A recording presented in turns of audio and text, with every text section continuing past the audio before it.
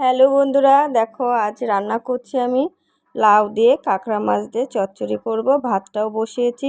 লাউটা সিদ্ধ করে নিয়ে কাঁকড়াগুলো ভালো করে কষিয়ে নিয়ে তার ভিতরে লাউটা দিয়ে দিয়েছি। এবার লাউ আর কাঁকড়া খুব টেস্ট লাগে। সেম যেমন লাউ চিংড়ি রান্না করে, এটা মাছটা ভেজে আমি মাছের ঝাল করব আদা সর্ষে কাঁচা লঙ্কা বেটে দিয়ে। আজকে একটু ব্যস্ত আছি, তার জন্য আমি চাটাও সকালে খেতে পারিনি। এদিকে দেখো কাঁকড়ার ঘিলুটা দিয়ে বড়া করেছি কটা। কাঁকড়ার ঘিলুর মধ্যে চালের গুঁড়ো, একটু কাঁচা লঙ্কা রসুন পেস্ট করে দিয়ে মেখে ছোট ছোট বড়া আকারে ভেজে নিয়েছি।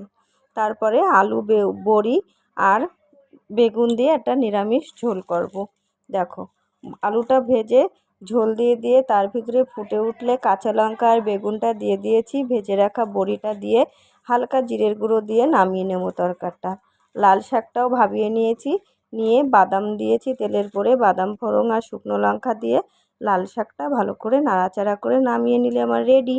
দেখো আজকে ওর বাবা ব্যস্ত আছে, তার জন্য তাড়াতাড়ি খেতেও দিয়ে দিলাম। ভাত তরি তরকারি দিয়ে এই ছিল আজকে আমার সব।